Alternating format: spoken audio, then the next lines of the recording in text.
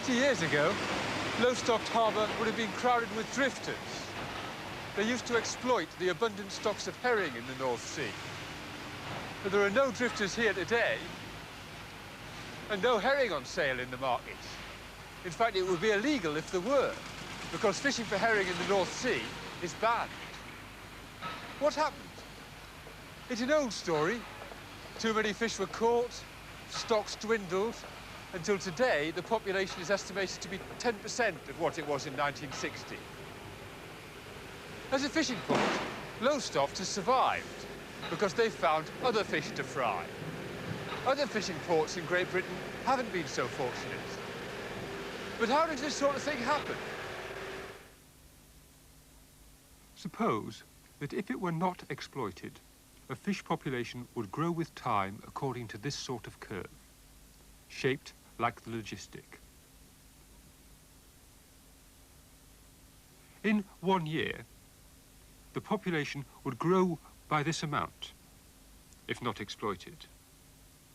If, in fact, we were to catch this number of fish, then the population would be the same at the end of the year as it was at the beginning. We call this the sustainable yield from the population. The size of the sustainable yield depends on the size of the population at the start of the year. The steeper the curve is, the larger is the sustainable yield. What would a graph of sustainable yield against population size look like? For small values of p, the gradient of the curve is small, so the sustainable yield is small. For larger values of p, the gradient is steeper. But the top of the logistic curve is flat, low gradient, implying a low sustainable yield. The sustainable yield has passed through a maximum value. I've called P0 the population value corresponding to maximum sustainable yield. Now, what happens if a catch above sustainable yield is taken in a particular year?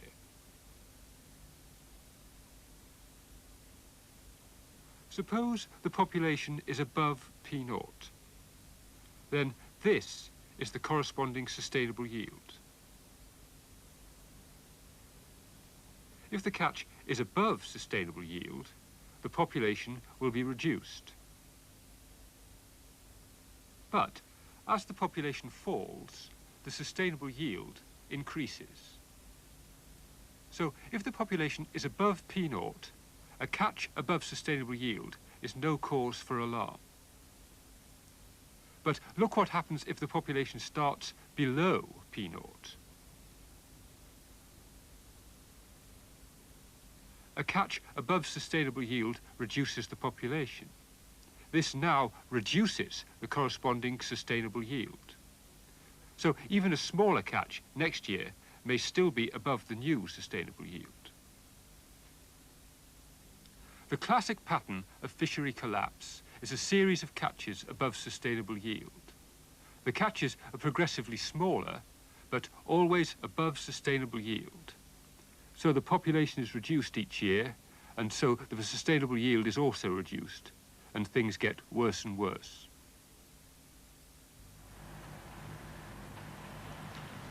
To avoid this sort of problem, we'll need to be able to estimate the sustainable yields that can be taken with safety. Can we model this? We'll need a model that takes account of the sort of data that may be available in practice. I'll describe a fairly simple sort of procedure that may work. Let's suppose that we know the total catch taken in a fishery. Data may also be available on a second variable, the fishing effort. That's a measure of how hard we try to catch the fish. It's not going to be all that easy to put a figure on this. There's a great variety of methods of fishing, a great variety of sizes of trawler, and a great variety of sizes of net. However, reasonable measures of fishing effort can be found. For example, we can multiply the tonnage of each vessel by the length of time it spends fishing and add up the results for all the trawlers in the fishery.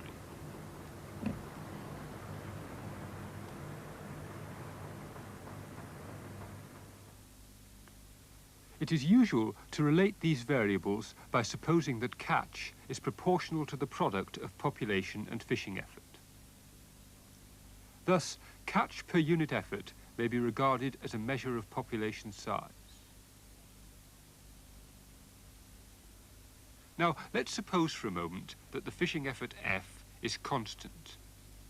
Let's also assume that if it were not fished, the population would grow according to a logistic equation. Then, for the unfished population, this is our differential equation for population growth. If we catch fish at a rate c, we have in fact an extra term in the equation. Now, c is proportional to p times f. So if we introduce a constant of proportionality, lambda, we obtain this differential equation. In the long term, the population will tend to settle at an equilibrium level, which I'll call P sub E. At equilibrium, dP by dt is 0. One solution of this quadratic equation for PE is 0, but that's not very interesting. The other is given by this equation, which we can rearrange to give this expression for PE. Of course, this solution is only of interest if it gives a positive population. This means that F must be less than A upon lambda. So we see that if we exert a constant fishing effort that's not too big, then we expect the population to settle at an equilibrium level. If we plot fishing effort against equilibrium population, we see that the larger the fishing effort, the smaller the equilibrium population is. And if we assume that the unfished population will grow logistically, then the relationship between PE and F is linear. Now, remember that C upon F is a measure of population. So if we plot C upon F against F, this model implies a linear relationship. Remember, C and F are the things we can actually measure. A plot of actual data will give us a specific relation of this form, the general equation of a straight line, with values for R and S. It is then easy to find C and a maximum value for C, which represents maximum sustainable yield, and the corresponding value of fishing effort F.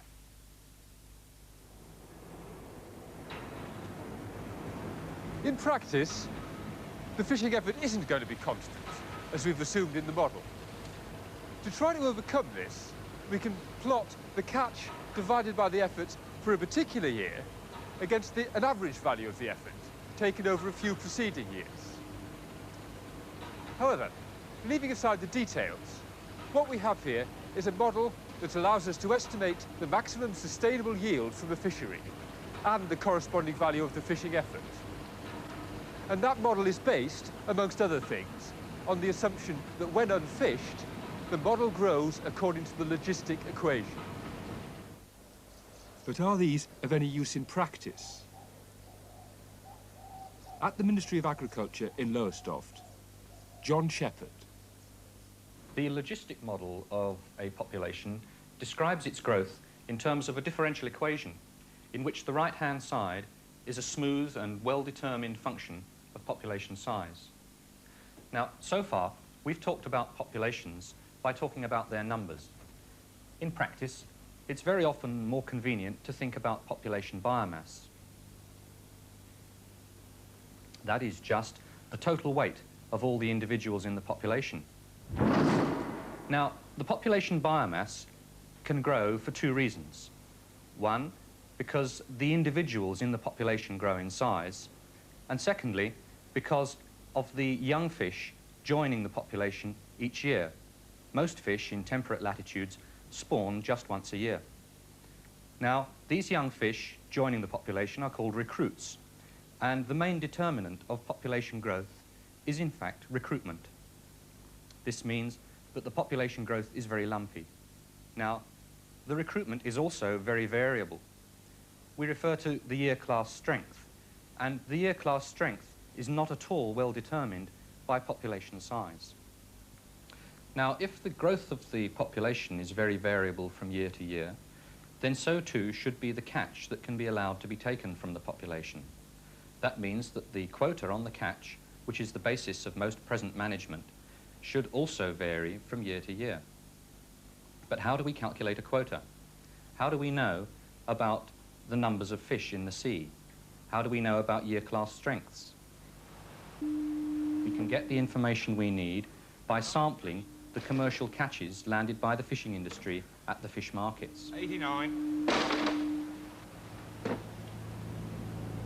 99. The laboratory staff from Lowestoft are here this morning. We shall be sampling cod, haddock, whiting, and all the major species during the morning. We will cover 4 vessels, and from this vessel we'll sample 4 kits of plaice, 6 or 7 boxes of cod, 2 boxes of sole, a box of haddock, and a box of spur-dog. Now, the reason we do this is to try to make an estimate of the numbers of fish at each age which are landed. We measure large numbers of fish, and we also take the otolith or earstone in the fish, which, when we take back to the laboratory and examine under the microscope, will tell us the age of the fish.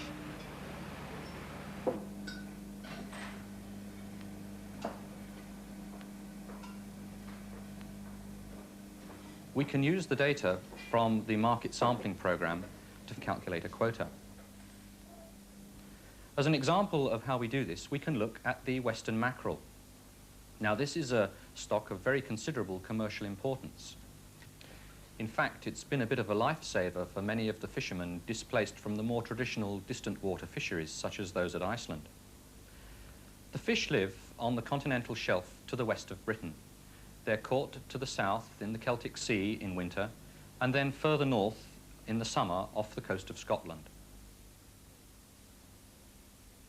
That's because in winter they congregate in fairly deep water on the shelf edge south and west of Britain. After spawning in the spring, they migrate northwards following the shelf edge more or less and spread out north and west of Scotland and the Shetlands and into the northern North Sea, so that the summer distribution looks like this. This is the age composition of the catch of this stock of mackerel. We've plotted the number caught in millions for each age. Few very young fish are caught because they're rather small, and one would expect the numbers to rise to a peak at age 2 or 3 and then fall off with age as the fish die from fishing and natural causes. But in fact, the numbers jump up and down quite a lot. We're seeing the effect of variable year class strength.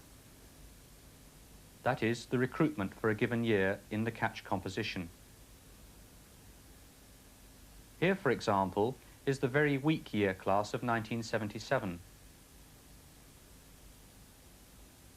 1972 seems to have been a bad year too.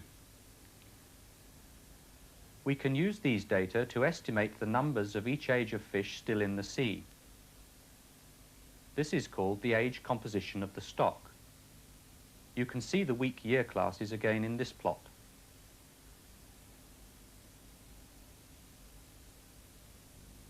Once we know the numbers of fish of each age in the population, it's quite straightforward to calculate the quota for a year or 2 ahead.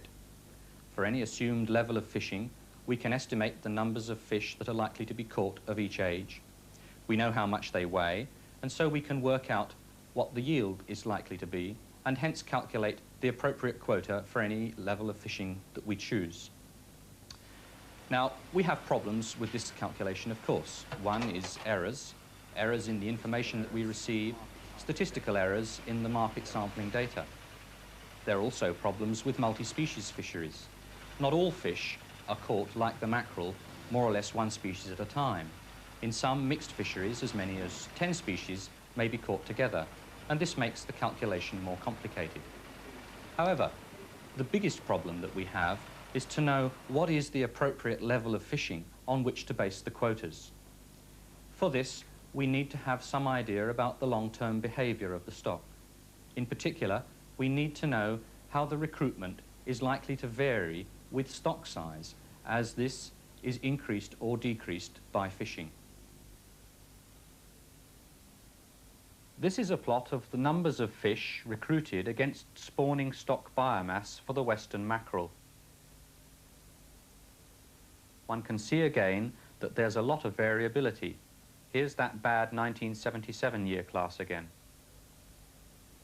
More than that, there's no obvious relationship of recruitment to spawning stock size. This means that it's rather difficult to make the long-term predictions about recruitment that we need. We have to resort to intelligent guesswork about the form of the underlying relationship. Maybe something like this. If we assume the relationship is given by this curve, it is possible to calculate the yield for any given level of fishing we choose, ignoring all that variability. From a yield curve like this, we can see what sort of level of fishing would be sensible to get a good yield and avoid any possible collapse of the fishery. It looks as though the maximum sustainable yield for this fishery is about 400,000 tonnes per year, but obviously there is a considerable margin for error here. Another way of estimating the appropriate level of fishing is to use a general production model based on something like the logistic equation. After all, we had to ignore all that variability in the end when we came to look at the stock recruitment relationship. And so it's really no worse to ignore it at the outset and use something based on the logistic model. Now, the more fish there are, the easier they're likely to be to catch. That means that catch per unit of effort for some stocks will be a good measure of the stock size. We can plot catch per unit of effort, measuring the stock size against the level of fishing effort, and see how it varies. If it falls off in a more or less linear manner, we would say we have a Schaefer model that's actually based on the logistic equation. What do?